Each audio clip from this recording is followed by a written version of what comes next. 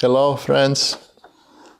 Hello. Today we have two authors, two poets, two translators, and the one is from Estonia, Marju Partnu, and Jayde Vilu.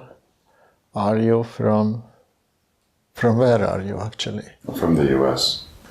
You are from US. Okay. I wonder how it is that you are free of Soviet time memories, but you are already an author of 3 poetry books. So I think the biggest difference is that you don't have to read between the lines anymore. So during the Soviet time, you might have like a hidden message there. But now people don't look at poetry like that anymore. Yeah, but it's very nice to have something between the lines. That's the main reason why you have lines, no? Yeah, but you probably don't have a political message there. With the 3rd book, it's believed that your voice as a poet is more or less established. Mm-hmm. And then afterwards you sort of fight with that load that you have already, that you are created your own language, and now the question is where this language, how far it now go, Mm-hmm. So I think all of my 3 books have been somewhat different from each other. So the style is somewhat different in each of them. I have longer poems in my 2nd book. In my 3rd book, I had shorter poems, and the style was, I think, more specific, less narrative, perhaps. So, narrative by who is narrator? I don't really have like specific characters, so you can have a voice, a lyric voice that is speaking, and something happens, some kind of an event is there that is happening.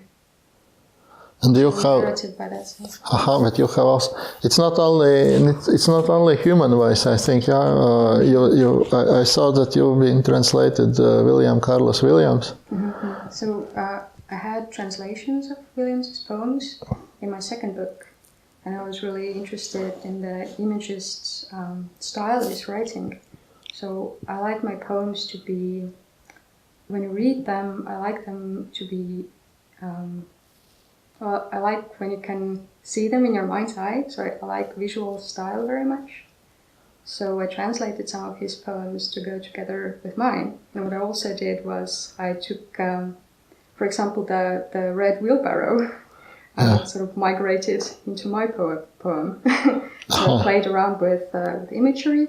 This means that you are easy to translate?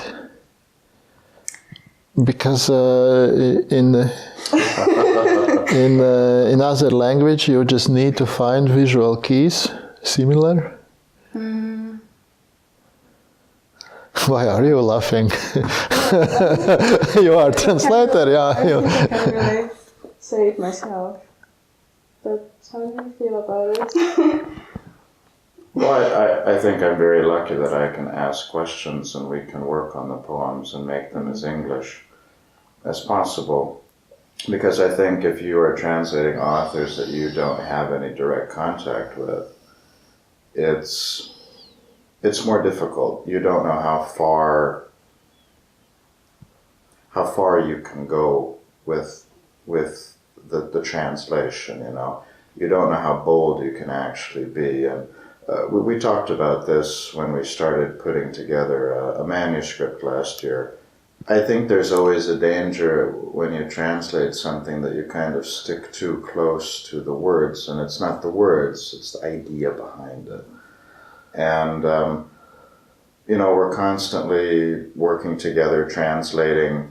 We put it to the side for a while. We look at it again. We cut out these words that you don't need.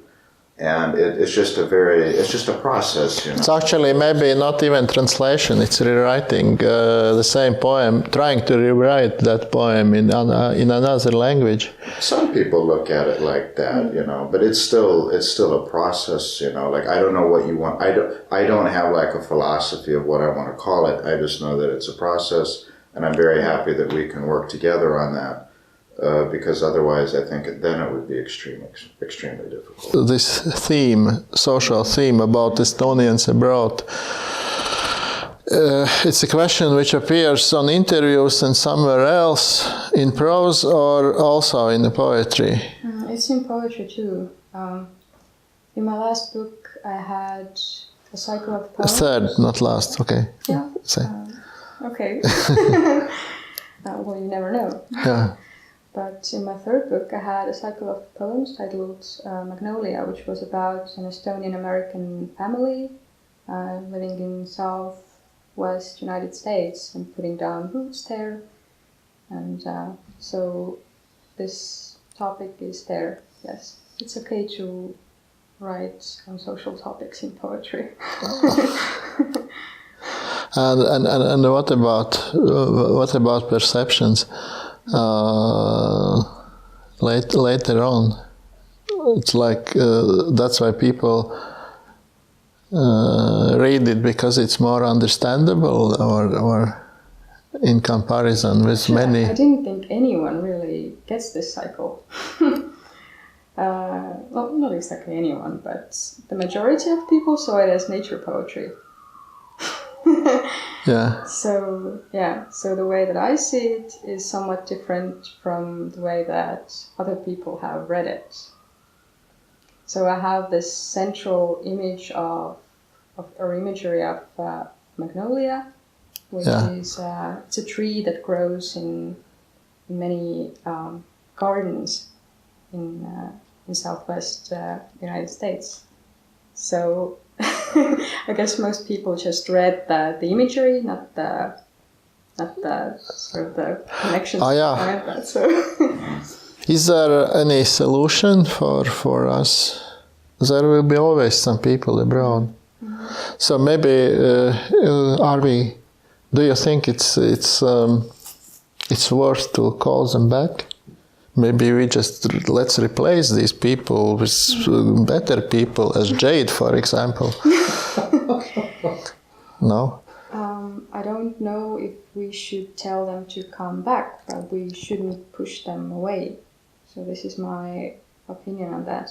In Estonia, there was a few years ago, there was a politician who came up and said, these people who are going abroad are mugavuspagulased, which means these are people going into exile because it's more comfortable there. So it was a very simplistic and somewhat derogatory term for people who decide to emigrate. Yeah, but you are in a better position in a way that in Latvia we not only have a huge immigration, but we also have an idea. Someone is telling us constantly that Estonia is in a better position with that problem. Well, Estonians are always complaining how bad it is at home. So I should show you this. So you can how bad it is to live in Estonia, or how bad it is to be an Estonian. I'm going to show it to you later. Yeah, it's from this popular show Tujurikkoja. It's like mood killer. They show it at New Year's Eve. It's a New Year's Eve song. Yeah, it's a show. I should show it to you because it's very ironic. It's about Estonians complaining constantly how bad it's terrible here. Weather is bad, but people suck. It's awful. No. Oh, millal ükskord nähakse, kui halb on olla eestlane, küll rõõmuga me kanname.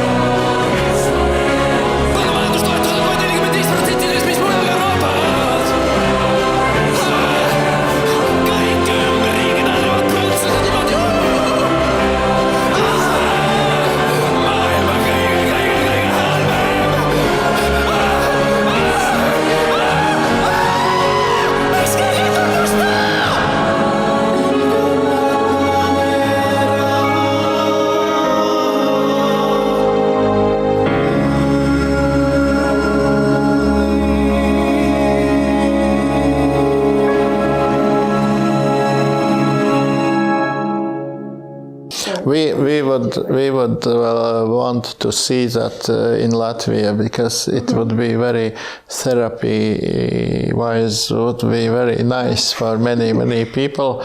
Just as a relief that not only they are in a. For general public, I need to ask that strange question: how did you choose Baltic states? Because you are here and you have lived in all Baltic states. Yeah, yes. Are we so good that you are here?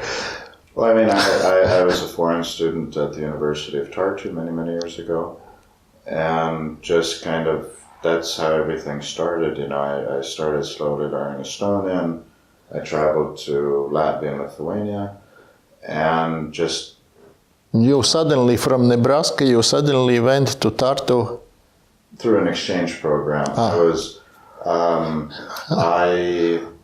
at the time, there were other exchange programs available at my university, but no special interest in Baltic states, just... I don't have any roots as far as I know. I didn't know really anything about the Baltic at all, and that's kind of part of the pull. That's kind of why, partially why... If you knew something, then you won't maybe come. Very nice. I never thought about it. We'll never know that. You are so perfect in serving authors. You work not only as a translator, but you try to develop these find places where to publish it. Actually, your work as a literary agent, we need to fight for your attention, I think, no? No, I mean, the thing is, like, we have quite a few people kind of working on this at the moment, and I think the most important thing is you find the authors that you feel speak to the English-speaking public, you know, and then you make a decision to work with the kind of people that you think that could be of interest to people abroad. You know, I have a vested interest in it because I enjoy these literatures. You know, so for me it's almost a natural extension. I never really think about like serving as much as it is a joy to like get those authors out there that I feel say something, and that what they say is like almost universal. But you don't have author's ambitions yourself, or you write yourself too? I think everybody has something in their computer or in their drawers, if it was like 30 years ago. But we see.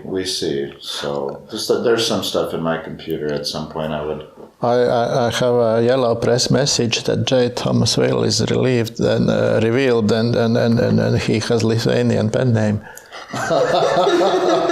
Yes, but I have yet to publish anything, so we'll see. You'll have to guess who that is. Kohtumine. Kahe inimese puhtjuhuslik kohtumine. Asud sel hetkel otse pöördepunktis, otse oluliste otsuste keskmes, ise seda teadmata. Korraga mitmed võimalused su ees, mitmed käekäigud, edasisaamised. Üks üürike hingetõmme ja juba ongi järgmised 30 aastat su elust ära otsustatud, aga teada saad seda alles hiljem, tagantjärele. The meeting. The purely coincidental meeting of two people. At that very moment, you are standing right at the crossroads, right in the middle of important decisions, without even being aware of it yourself. Several paths at once, right in front of you. Many fates, possibilities. One short breath, and the next 30 years of your life are already decided. But you understand that only later, in hindsight.